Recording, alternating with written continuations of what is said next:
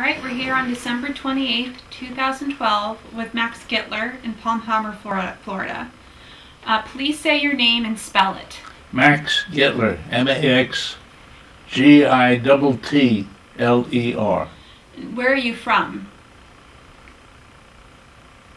New York City, the Bronx. So how did you become involved in the Manhattan Project? I was going to school, college, studying mechanical engineering. I had 2 deferments, and the third one didn't arrive, so I was drafted. I was sent to Camp Croft, South Carolina for basic training. That was the same place my father was sent to 25 years before. I finished my basic training and I was scheduled to go overseas in the infantry. And my orders were changed. I was sent to a place called Oak Ridge in Tennessee. Why do you think you were selected to go to Oak Ridge? Why what? Why were you selected to go to Oak Ridge? I have no idea. Did you have a background in engineering? Yes, I had 3 years of engineering, and yeah, that's right. Almost all my fellow soldiers were in the same condition. All had 3 years of engineering. So when did you arrive in Oak Ridge? I can't give you the date. What were you assigned to do when you first arrived there? We lived in barracks.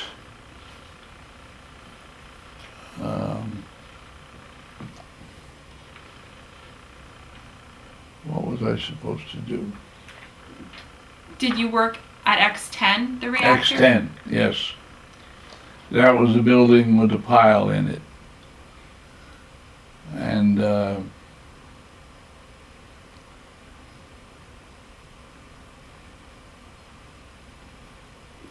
did you do any work on the pile, or did you get to see it?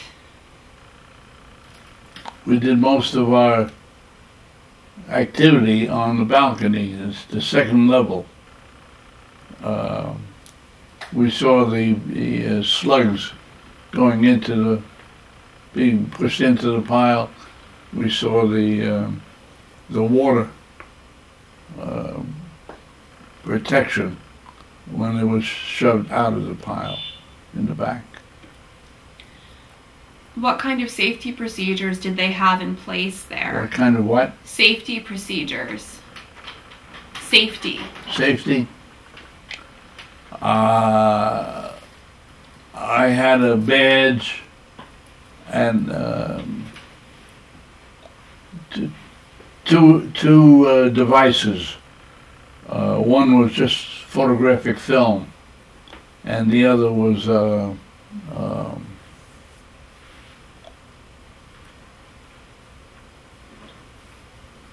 I don't know what the other one was, but they were checked every night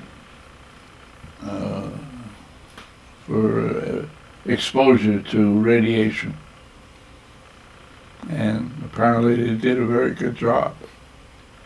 I have 4 children. So you felt safe? Yes. What was it like going from New York to Oak Ridge, Tennessee? It's another world.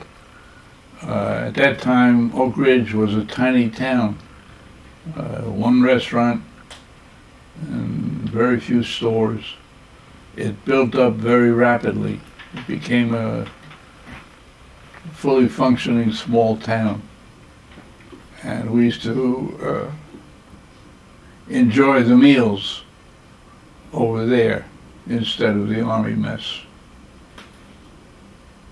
We spent a lot of time in town. What was the social life there like?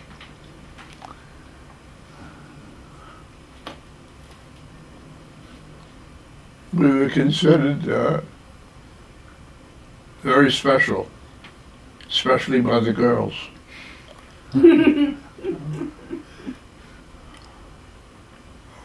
Uniform was an indication of a high level.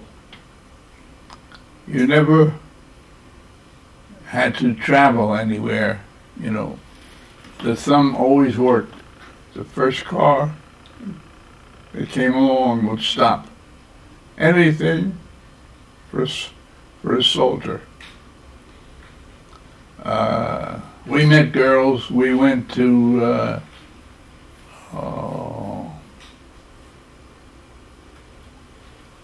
nearby mountains. It was a resort, and we had active social life. Did you go bowling? Bowling? Yes, yes. It was one of my favorites. I'm a fairly decent bowler. Yes, we had teams, and they had the bowling alleys in the town. Was Oak Ridge segregated? Was what? Oak Ridge segregated? No. No. No. Did you ever experience any anti-Semitism when you were in the Army? Let me give you a fine example. On the highest Jewish holiday, we were relieved of our duties. We were made to clean the latrines.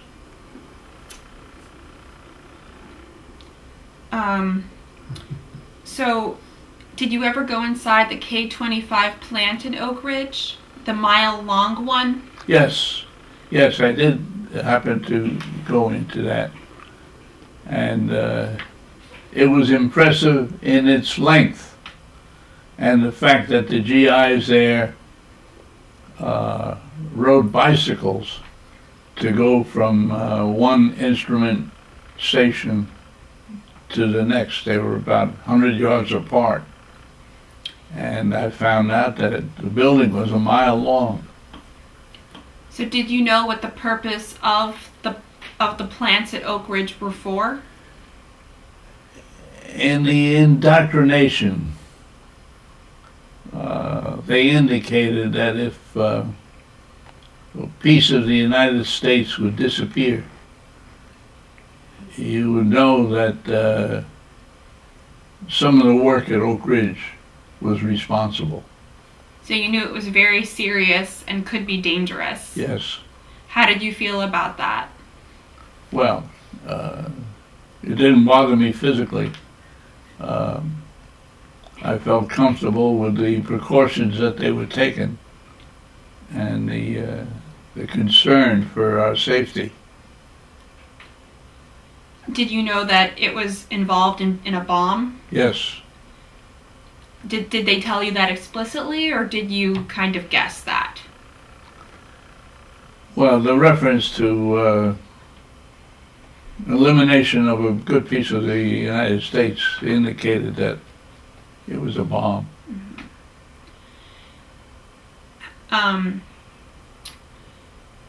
So now you were selected to help transport material. Oh. Can you tell me a little bit about that? Yes. There's a group of us, 4 GIs, and it was our job to transport material to Los Alamos, to Santa Fe actually. We never saw Los Alamos.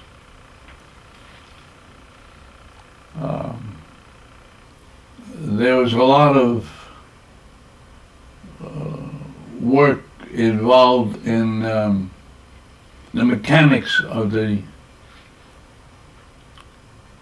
transportation. Originally, it was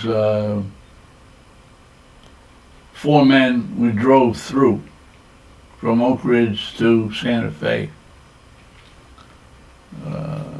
After a while, it was changed to Pony Express. One group would go down to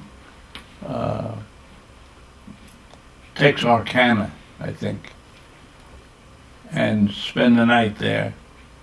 And the second crew would bring the product down, and the first crew would carry it to New Mexico.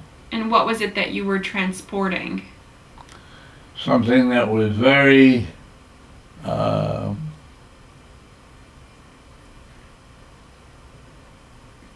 very active, radioactive, and it kept changing as we went along. And we had instruments in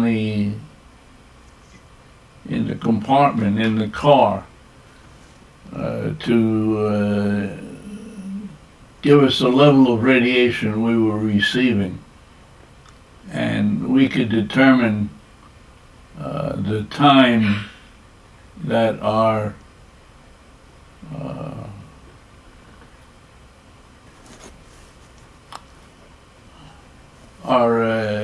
radiation had been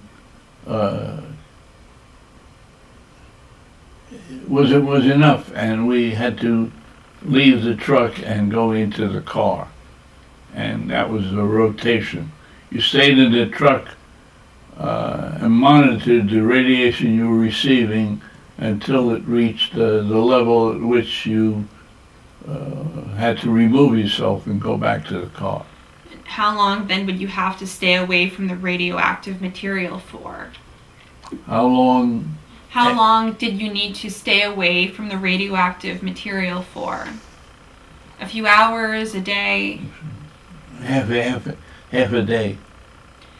So the radioactive material was in the truck?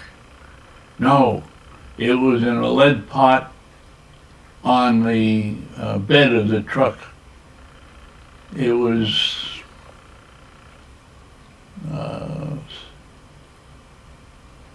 estimated about 3,000 pounds of lead. And when we stopped for gas, the attendants would notice that the springs were almost fully compressed, and there was only this relatively small pot on the truck. We gave no explanation for that. Did you have any weapons on you to protect the? No weapons. No. Were you ever advised of what to do if in case of any incidents? Were you Not asked? specifically. I mean, we were selected because of our technical training, and we knew enough to, in the event of an emergency or spillage, to make sure that the area was cleared and that no people were in contact with what we were carrying. What were you most worried about during the transport? Were you concerned about being stopped or getting into an accident? An accident was always a concern. In fact, we had a weekly run to University of Chicago, to Enrico Fermi, and one winter day we skidded. We were traveling in a van, not a truck, a van, and the container was embedded in a crate, like a shipping crate. We skidded on the road. The crate flew out the back and skidded on the road. And fortunately, there was very little traffic. We were able to recover it, and the four of us were able to lift it up and get it on the bed of the van again, and then put it back in place. Did that weigh 3,000 pounds? Was that very hard to move? Yes. and it traveled quite a way on the ice. It slid. The van whipped around. The back doors open, and it flew out. But you were able, all four of you were able to get it back on. We were able to get it back on. There was no traffic. There were no bystanders. It was not an attraction for the travelers. So where else did you travel to? We traveled to Dayton, Ohio, to a private residence. And for that trip, we wore civilian clothes. We carried guns, shoulder holsters. And we had, after we left the compound, we put on Tennessee plates. And we traveled to this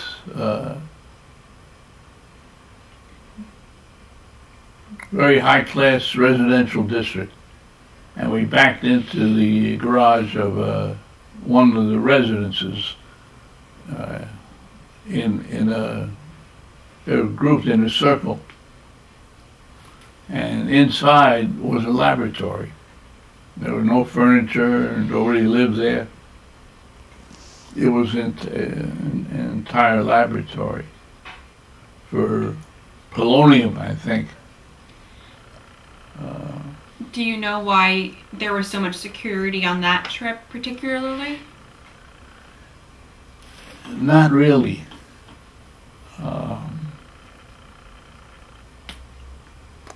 I can't believe the adjoining houses were not aware of what was going on. They were so close. And they would see a truck come up. Of course, it had Tennessee plates. It was a civilian truck. But nobody lived there. There was no contact with neighbors. I'm sure there was suspicion. Did you ever deliver to Berkeley or Hanford? We went to University of California. We didn't go to Hanford. Where else did we go? We had a weekly run to Chicago, I told you that. Did you have any especially special deliveries to Los Alamos? No. Like right before the Trinity We went test? to Santa Fe. Or Santa Fe? Los Alamos was a word we didn't know. Did you have any idea what was going on at these different sites? We were intrigued by the level of radiation that was increased as we traveled. And I knew it was going down the periodic table,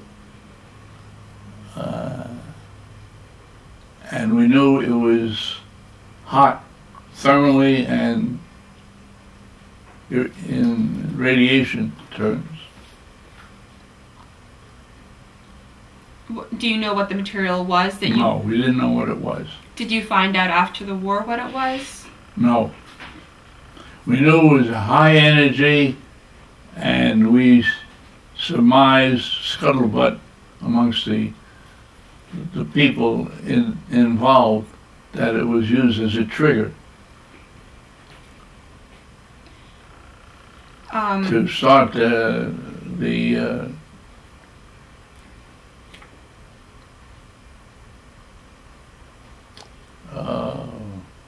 I can't think of the word now. The bomb or the explosion? Start it's a continuous chain reaction. The chain reaction. Yeah. Okay. Did you know about the Trinity test? Trinity? Test? The first test? No. We're not aware of that. But did you deliver anything to Santa Fe soon before the Trinity test? Yes, yes.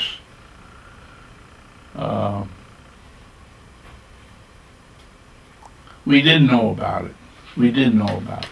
Yes. Can you tell me a little bit more about that? Well, it was in the desert. It was New Mexico. And it was apparently very successful. And that's about all we knew. And very powerful. And I believe you had mentioned that you had done a delivery to Santa Fe soon before the test. You had done a delivery to Santa Fe soon before the test? Before the test, yes. And we assumed that what we brought was involved in the test. How did you find out about the bomb being dropped on Japan? From the papers. Were you in Oak Ridge at the time? Were you in Oak Ridge at the time? Yes. So what was your reaction? I thought it was wonderful. I was aware of the progress of the war, and we knew that taking island by island from the Japanese, so we knew that the bomb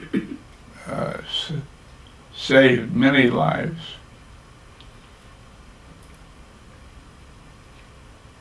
Was there a big celebration in Oak Ridge that night? Do you remember? No.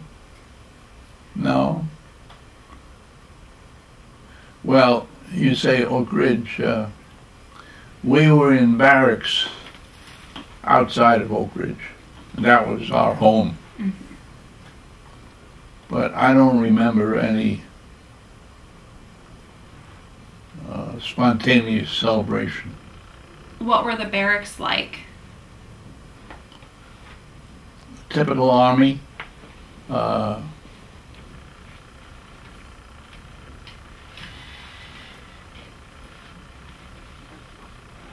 can't remember how many, but at least 24 beds. A common latrine inside. Was it the same 4 soldiers who would always do the transports? Yes. Yes, there were 4 of us. And they happened to come from the four corners of the country: California, Minnesota, New York, and Louisiana. So did you stay friends with them after the war? No. We were very friendly in our work.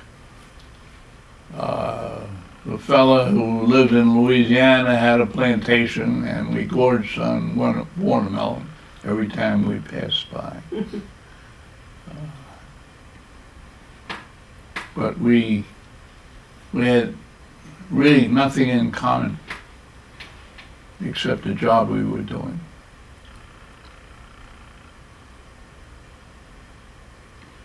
Did you have any contact with any of the top scientists or personnel in the Manhattan Project? But the office we had was the one right next to Niels Bohr. I never saw him, but I knew that was his office. Was that at Oak Ridge? That was at Oak Ridge. Well, in X10. In X10. Which is outside of Oak Ridge. So what was it like to be in a city like Oak Ridge that no one knew about? Could you tell your family where you were? Yeah. Yeah, they knew where we were. It didn't mean anything to them. Oak Ridge was a town in Tennessee. And they just knew that you were involved in the war? That's it. Did you tell them afterwards what work you had done, or were you supposed to keep it secret? Well, how far afterwards? When did you tell your family about your work? When I was home on leave.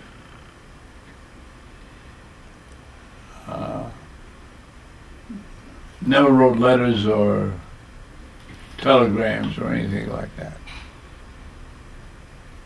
I told them about how I felt, social activities, and what life was like, but nothing about the bomb. What did you stay on at Oak Ridge after the war ended? I stayed on, yes. I was able to get a civil service job until I was ready to go back to college and finish my last year. So what did you end up doing in college and afterwards?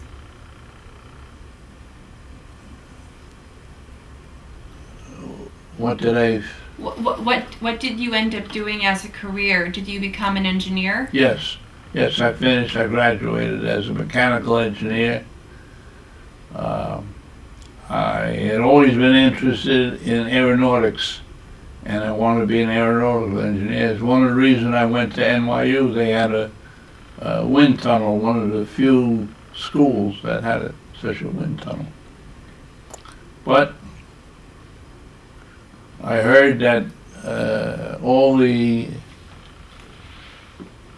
airplane companies on the West Coast were laying off engineers. So I switched to mechanical from aeronautical. So did you end up, what did you do as an aeronautical engineer? I never was an aeronautical engineer. Never be. As a mechanical engineer later on, what did you do? I was involved in launching satellites for communication between the United States and England.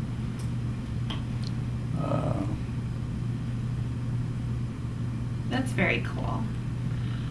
How did your work on the Manhattan Project affect your career afterwards, after the war was over?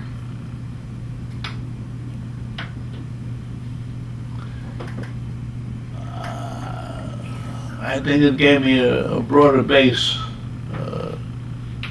of viewpoint that I wouldn't have had if I had skipped that part of my career.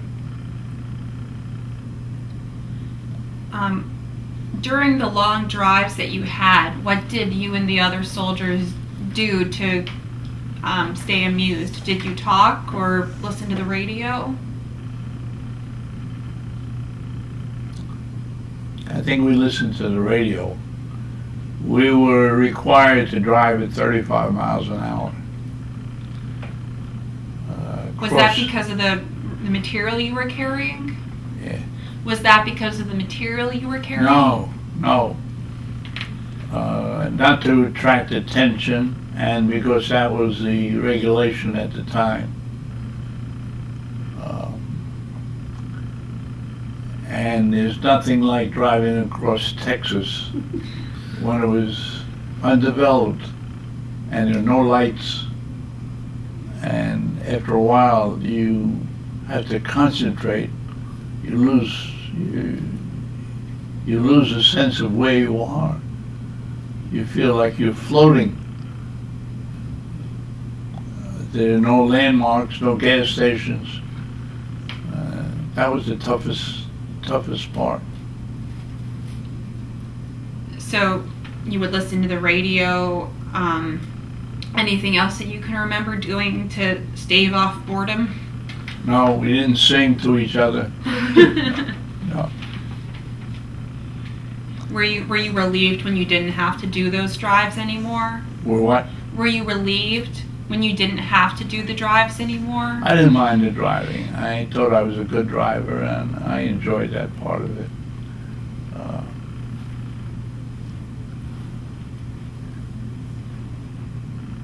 The rest came with the procedure. You know, when I finished driving, I rested. And you liked seeing the country? I like seeing the country, yes. Yes, I like the different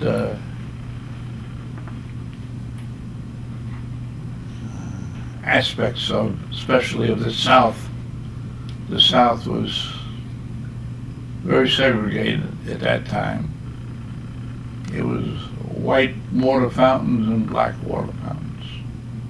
And that must have been strange for you coming from New York? That's right. What were other major differences that you remember?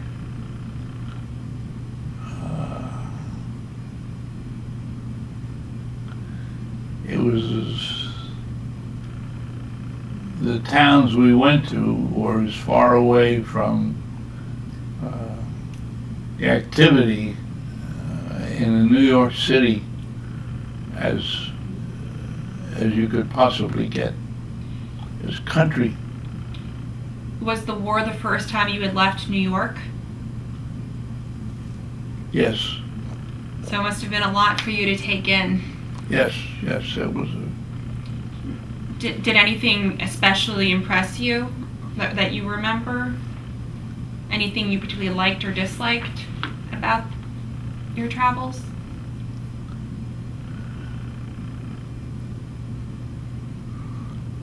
I don't want to be boastful, but I had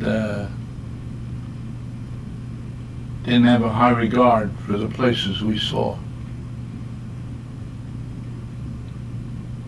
Because they were run down or segregated? They were rural, and they were doing what they were supposed to be doing, but it was a far cry from New York City. Were you glad to go back to New York then, after the war? Oh yes, yes. But I also realized New York has its limitations, and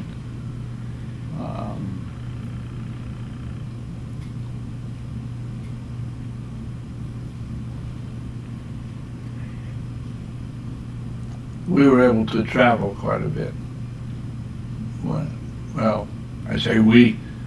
I haven't even brought up the fact that I got married. That happened long after the war. So you met your wife after the war then? Yes.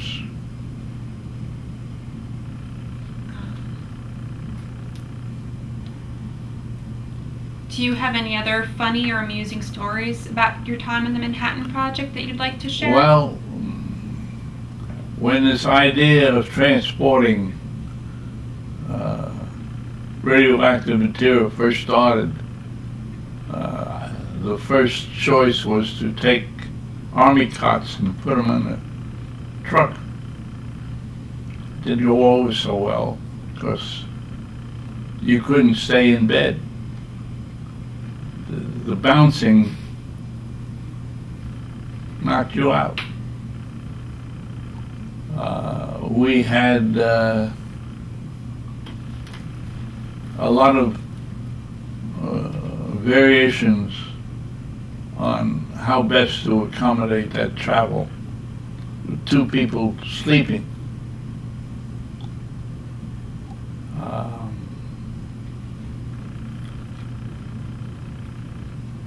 I think we wound up with station wagons for the people who were sleeping.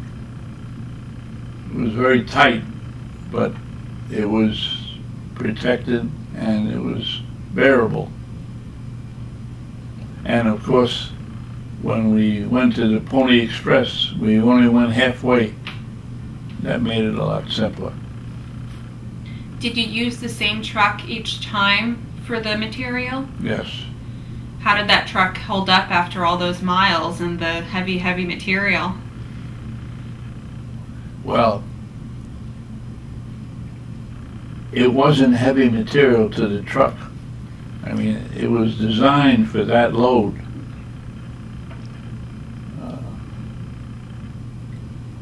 What was unusual, that was pointed out to us so many times, is a relatively small container sitting in the middle of a 2.5-ton truck and bringing the springs down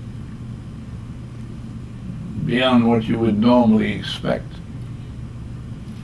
So was the material, do you know, was it uranium?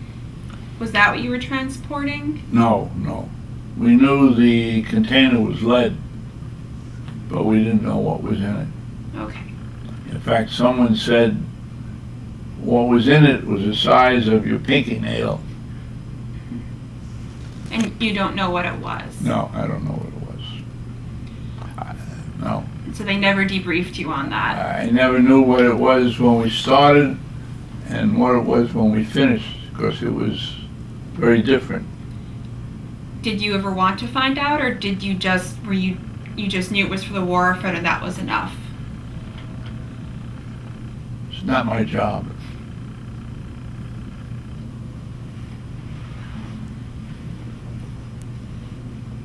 When you after the war, when you told people that you were involved with the Manhattan Project, what was their usual reaction?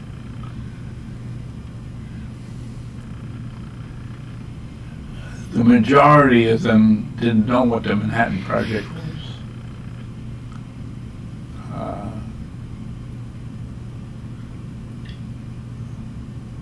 Where I worked, someone was aware of it.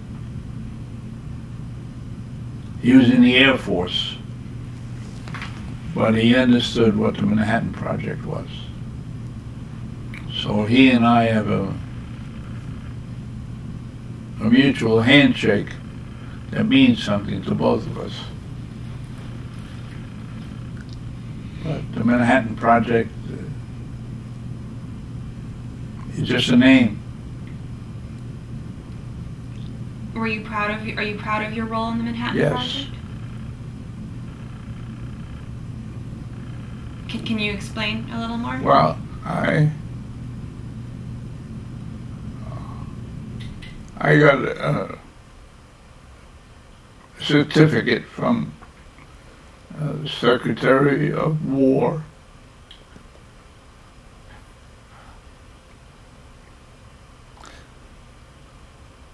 thanking me for my contribution. And